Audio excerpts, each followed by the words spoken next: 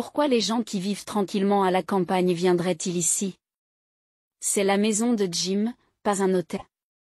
Lorsque ma belle-mère s'est rangée du côté de mon mari, celui-ci a pris de l'assurance et a commencé à faire des déclarations déraisonnables. S'il vous plaît, ne faites pas venir des personnes qui semblent avoir des difficultés financières parce qu'elles n'ont pas de travail. Et si vous avez une plainte à formuler, vous n'avez qu'à partir d'ici, a ricané mon mari.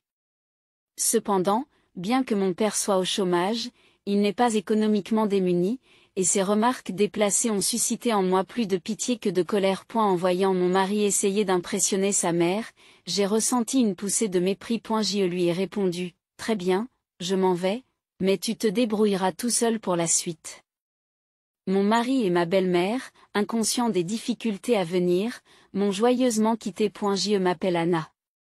J'ai 33 ans et je dirige une société immobilière. Bien que je sois présidente, je suis encore inexpérimentée, ayant repris l'affaire de mon père il y a seulement 2 ans. Et la société immobilière, créée par mon père, est prospère et possède de nombreux biens. Mon père, qui avait encore une 60aine d'années et qui était censé rester président, a soudainement annoncé qu'il prenait sa retraite. Je regrette d'avoir privilégié le travail au détriment de la famille pendant trop longtemps. Désormais, j'ai l'intention de faire passer ma famille en premier, a-t-il déclaré. Elle a décidé de s'installer dans la ville natale de sa femme, où elle était retournée plusieurs années auparavant pour s'occuper de sa grand-mère atteinte de démence, parce qu'il était trop difficile pour elle de s'en occuper seule. J'ai à peine participé aux tâches ménagères, alors je veux rattraper mes erreurs passées, a-t-il déclaré, légèrement gêné. Ma mère a été très heureuse d'entendre cela. Auparavant, mon père donnait la priorité à son travail, et ma mère gérait toutes les tâches ménagères et s'occupait de moi toute seule, sans se plaindre, créant ainsi un environnement qui lui permettait de se concentrer sur son travail. Même si j'étais d'accord avec la décision de mon père, je ne pouvais pas cacher mon désarroi à l'idée de prendre la présidence. Je suis trop jeune pour le rôle de président. S'il vous plaît, laissez quelqu'un d'autre s'en charger. Je l'ai supplié, mais mon père n'a pas changé d'avis. Les autres employés vous font confiance et il serait bon de relever le défi. S'il y a un problème, je t'aiderai, m'a assuré mon père, et j'ai décidé d'accepter cette responsabilité. 6 mois avant de prendre la présidence, j'ai épousé Jim, que j'avais rencontré dans le cadre de mon travail. Mon père respectait beaucoup Jim et m'a dit, « Je soutiens pleinement ton mariage avec Jim parce qu'il est compétent et sincère. » Cependant, ma mère s'est montrée quelque peu inquiète lorsqu'elle a pris connaissance des antécédents familiaux de Jim. Jim vit également seul avec sa mère, n'est-ce pas? Anna, tu pourrais finir par vivre avec la mère de Jim, ma mère, a remarqué ma mère, car il s'est avéré que mon mari vivait avec sa mère. Ses parents s'étaient séparés pendant ses années de lycée et sa mère l'avait élevé seule. Mon mari respectait profondément sa mère, et je me préparais également à vivre avec elle à l'avenir. Cependant, il semble que sa mère ait préféré vivre seule. Ma mère semble avoir un nouveau partenaire et veut jouir d'une plus grande liberté, a dit mon mari, et je me suis sentie soulagée. Ce fut un soulagement pour tous les deux, qui étaient enfants uniques et s'inquiétaient de devoir s'occuper de leurs parents, d'apprendre que sa mère ne voulait pas vivre avec eux. Après notre mariage, nous avons vécu dans mon appartement. Mais après que mon père a déménagé dans la ville natale de ma mère, nous avons commencé à vivre dans l'appartement où mes parents avaient vécu. Nous devrions déménager dans l'appartement où mes parents avaient l'habitude de vivre. Et elle se trouve au dernier étage d'un appartement de luxe et il est beaucoup plus grand qu'ici, comme l'a dit mon mari, alors nous avons décidé de nous y installer. Cet appartement appartenait à mon entreprise, ce qui a facilité les démarches administratives. Elle est peut-être trop grand pour nous deux, mais il nous semble parfait pour nos enfants. Après avoir emménagé au dernier étage de cet appartement luxueux, mon mari était très satisfait. Il m'a dit, « Je suis heureux de t'avoir épousé. Grâce à cela, nous vivons dans un superbe appartement. » Il semble qu'il ait cru que j'avais acheté l'appartement à mon père. Combien avez-vous acheté cette chambre? Ce serait bien que votre père nous la donne gratuitement, non?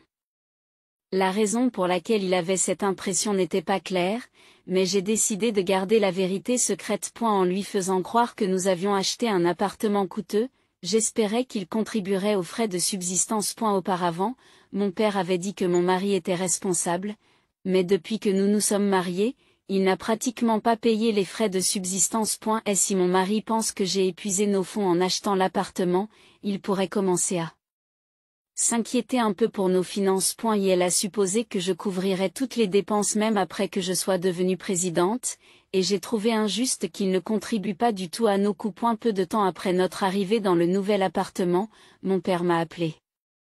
La vue depuis l'appartement doit être magnifique, n'est-ce pas? Jim l'aime-t-il, a-t-il demandé, suscitant mon intérêt. Je me suis dit qu'il fallait que je le surprenne un peu quand j'ai appris que Jim ne contribuait pas à l'entretien du foyer, a poursuivi mon père. Tout en souriant. Il m'a révélé qu'il avait raconté une fausse histoire à mon mari pendant le déménagement. L'appartement était assez cher et j'ai prétendu que je l'avais acheté à mon père au prix normal, ce qui a épuisé mes économies. Et la compréhension de ce contexte m'a permis de mieux comprendre l'origine de l'incompréhension de mon mari. Mon mari, ayant l'impression que j'avais acheté l'appartement, était censé soutenir financièrement le ménage, ce qui n'a pas été le cas. En réalité, loin de subvenir aux besoins du ménage, il considérait l'appartement comme sa propre propriété. Et il n'y a pas beaucoup de personnes de mon âge qui possèdent un appartement aussi prestigieux. Ma mère a été très contente quand je lui ai dit qu'il l'avait fait. On ne sait pas trop comment il l'explique aux autres, mais il semble proclamer que l'appartement dans lequel nous vivons nous appartient. En voyant sa joie, il est difficile de révéler que nous sommes en réalité locataires et que nous payons un loyer élevé. Tant que je me tairai, la vérité restera inconnue, et j'ai décidé qu'il en serait ainsi. Après notre emménagement dans l'appartement de luxe, ma belle-mère a commencé à nous rendre visite plus souvent. Jim l'a toujours dit, mais cette vue est vraiment magnifique. Je vous envie de vivre ici.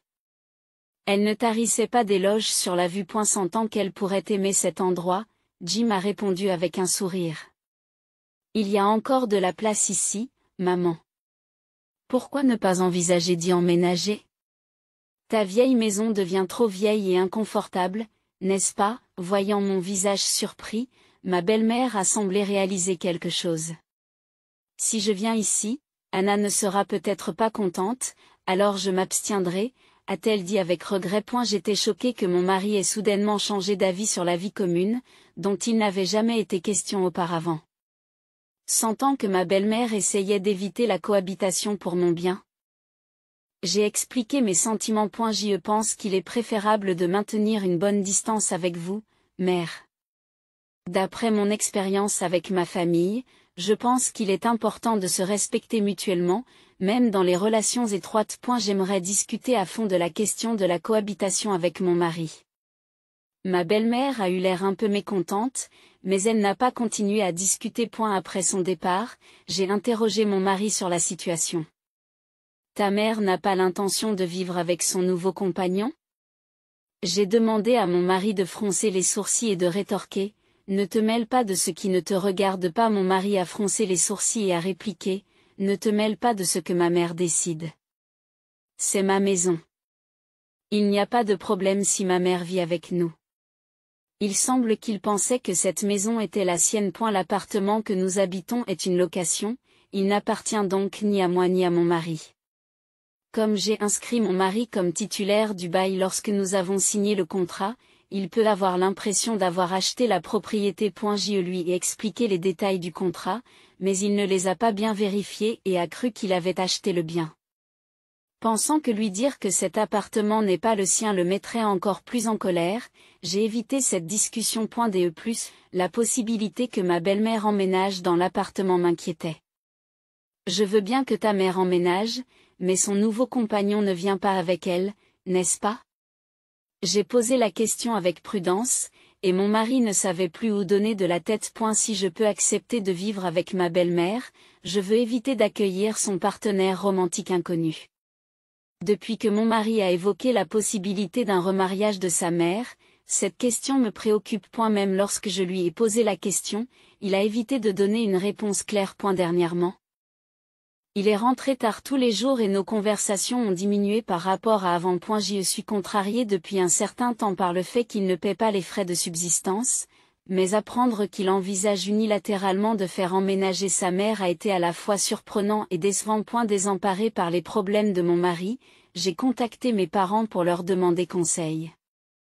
Je crains que Jim n'invite sa mère dans notre appartement, mais comment dois-je m'y prendre, ai-je demandé, et après un moment de silence, mon père a répondu. Je pensais que vous finiriez par vivre ensemble, mais cela semble prématuré, mais va-t-elle vraiment emménager?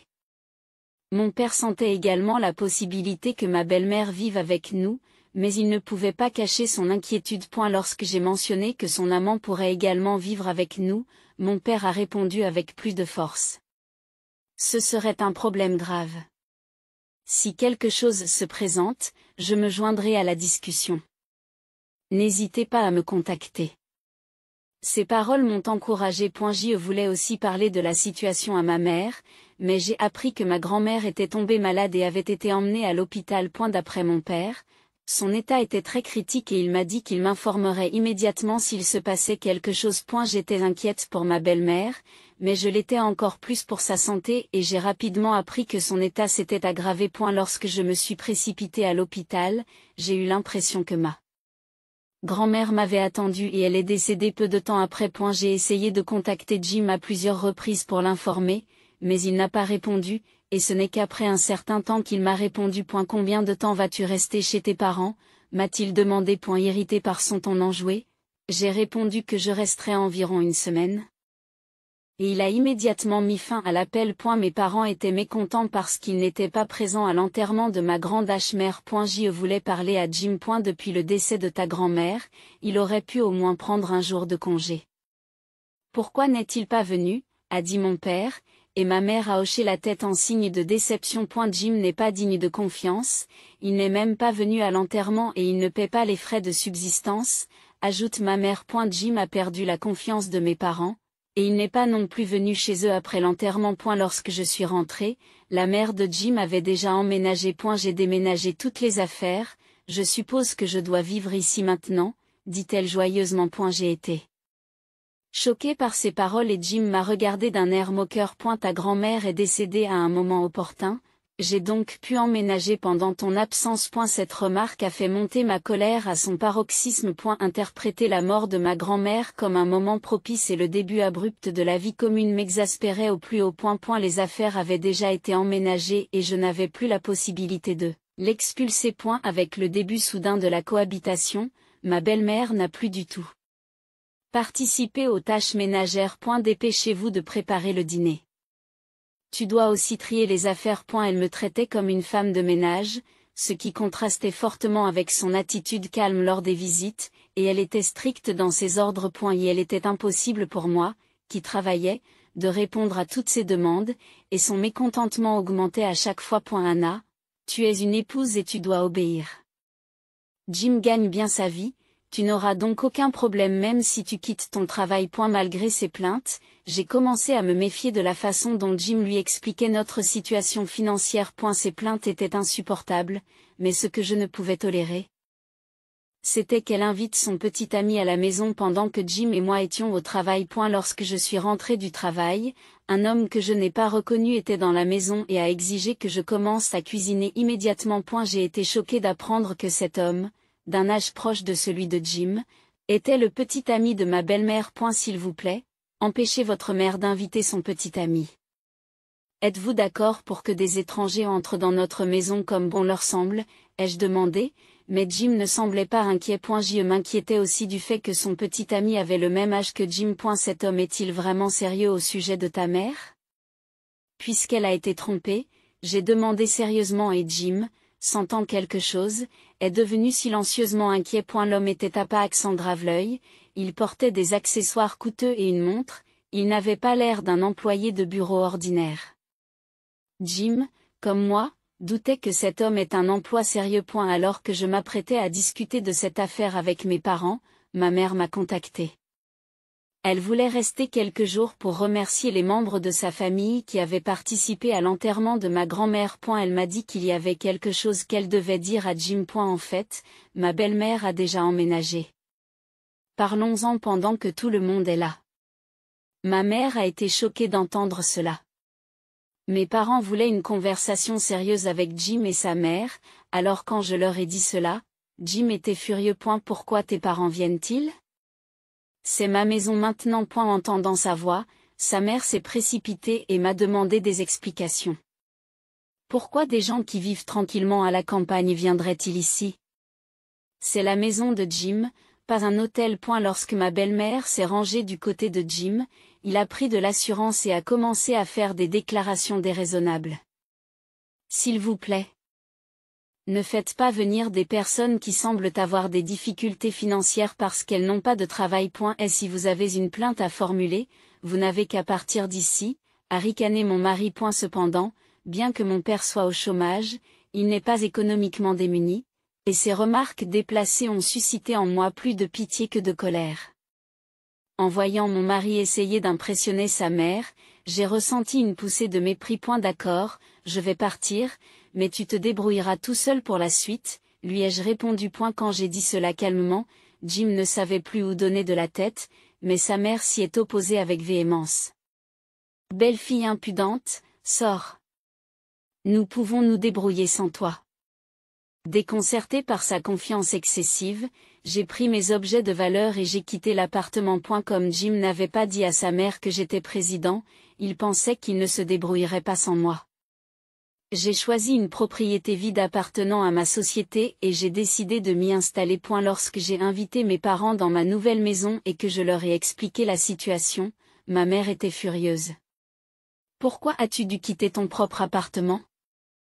Rétablissons les choses telles qu'elles étaient. En fait, ma mère pensait à tort que l'appartement était le mien, mais mon père a ri et m'a révélé qu'il était loué. Ma mère s'est occupée de ma grand-mère pendant longtemps et n'était pas au courant des détails du contrat. Nous devons bientôt dire la réalité à J.M. Elle n'a pas les moyens de payer un loyer aussi élevé, a dit mon père, et j'ai accepté, décidant de vérifier moi-même la situation. Lorsque je suis retournée à l'appartement après un long moment, Jim était là, l'air déprimé, et il m'attendait. J'étais sur le point de vous contacter. J'ai reçu un avis concernant le loyer. C'est normal de dire que je suis le propriétaire de cet endroit, n'est-ce pas? Pour dissiper le malentendu, j'ai montré à Jim le contrat de location. C'est le contrat que vous avez signé vous-même. Comment peux-tu dire des choses aussi absurdes, m'exclamai-je. En voyant le document, Jim s'est rendu compte qu'il l'avait signé et son visage a changé. Alors que Jim se taisait, sa mère s'est mise à crier avec une expression terrifiante. Que cet appartement soit loué ou non, je ne partirai pas d'ici. J'ai déjà renoncé à mon ancienne résidence et je n'ai nulle part où aller. Alors que ma belle-mère se mettait en colère, j'ai répondu calmement que la solution était de payer le loyer, mais elle a encore haussé le ton. Je comprends. Mais pourquoi dois-je payer tout le loyer en une seule fois? La facture indique $7 000, a-t-elle argumenté, ce à quoi j'ai répondu calmement. C'est $7 000, c'est juste pour un mois. Il est impossible d'obtenir un contrat pour une propriété de ce niveau pour $7 000 par an. À cette réponse, Jim et sa mère ne savent plus où donner de la tête. À la belle-mère, particulièrement énervée, j'ai ajouté une remarque mordante. Si vous estimez que le loyer est élevé, pourquoi ne pas demander à la personne que vous fréquentez de le payer? Il avait l'air assez riche, donc $7 000 ne devrait pas poser de problème. Et elle avait l'air assez riche, donc $7 000 ne devrait pas être un problème. Sur ce, ma belle-mère m'a jeté un regard féroce, puis a quitté la pièce en silence. Après son départ, Jim a tristement révélé la vérité. En fait, ma mère a été trompée par cet homme. Il s'est même enfui avec l'argent qu'elle avait obtenu en vendant sa maison. Et il s'avère que ma belle-mère a vendu sa maison pour fournir de l'argent à son petit ami et qu'elle n'avait nulle part où vivre. Pendant mon absence, ils ont emménagé dans l'appartement, probablement à la suite de la vente de sa maison. Incapables de retourner dans leur ancienne maison, Jim et sa mère voulaient continuer à vivre dans l'appartement de luxe. Mais ils avaient du mal à payer le loyer. Comme Jim était découragé, je lui ai présenté les papiers du divorce. Bien que la situation soit difficile, je veux divorcer. Je ne peux pas rester avec quelqu'un qui essaie de me chasser. Voyant que Jim hésitait à signer, mon père l'a persuadé. Je pensais que vous étiez quelqu'un de bien, mais je me trompais. S'il te plaît, signe les papiers. Après mon père, ma mère s'adresse à son tour à Jim. Je suis déçue que tu ne sois pas venu à l'enterrement de la grand-mère d'Anna. S'il te plaît, accepte le divorce. Sur ces mots, Jim a signé les papiers du divorce à contre-sécure. Étant plus léger, j'ai déclaré que j'étais le président de la société immobilière. Si vous ne pouvez pas payer le loyer, vous devez quitter les lieux rapidement. Si vous ne partez pas après la date limite, je serai obligé de prendre des mesures juridiques. Mon père a ri de cette approche professionnelle, et Jim a simplement hoché la tête et baissé les yeux.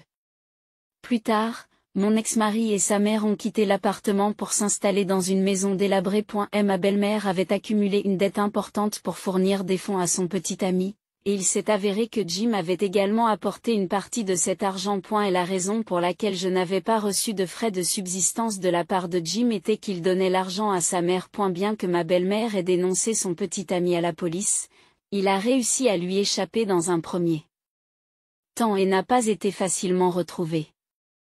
Cependant, il n'a pas pu s'échapper et a été arrêté lorsque d'autres crimes ont été révélés. Malheureusement, tout l'argent qu'il avait acquis a été perdu au jeu et n'a pu être récupéré. Dans ces conditions, ma belle-mère et mon ex-mari n'ont pu qu'accepter leur perte considérable. Ayant perdu leur maison et ayant été expulsés de l'appartement de luxe, ils se sont retrouvés avec une dette colossale. Mon ex-mari m'a contacté à plusieurs reprises pour essayer de rétablir notre relation, mais j'ai fermement rejeté ces tentatives. Je n'ai pas l'intention de discuter de quoi que ce soit avec quelqu'un qui a insulté la pauvreté de mes parents. Et si vous persistez à me contacter, je vous dénoncerai à la police pour harcèlement. Je l'ai sévèrement mis en garde, et après cela, ces contacts ont complètement cessé. Après avoir réglé les problèmes avec mon ex-mari, j'ai commencé une nouvelle vie avec mes parents. La maison familiale de ma mère a été mise sur le marché et vendue avec succès. Vivre à nouveau avec mes parents n'est plus la même chose qu'avant et mes journées sont remplies d'un nouveau sentiment de fraîcheur. Cette période difficile m'a rappelé une fois de plus la valeur du soutien et des conseils inconditionnels de mes parents. Après avoir traversé de nombreuses difficultés, je ressens un épanouissement personnel et une motivation accrue pour mon travail. Alors que mes parents espèrent que je me remarierai un jour, je souhaite pour l'instant me concentrer sur la gestion de mon entreprise et mettre ma vie personnelle entre parenthèses.